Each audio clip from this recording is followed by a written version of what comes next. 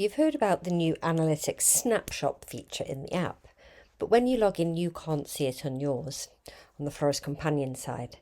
And that is because when we launched it, because it's given access to sensitive information, we wanted to make sure it wasn't going into the hands of people you may not want to view that information.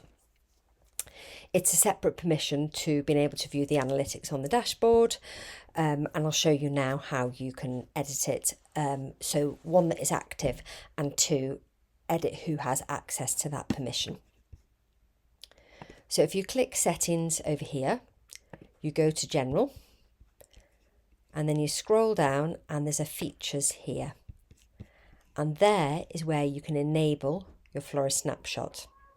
If you tick that and click update settings, that will give access to anybody who has the snapshot feature ticked in their user settings. They'll be able to see that on their app.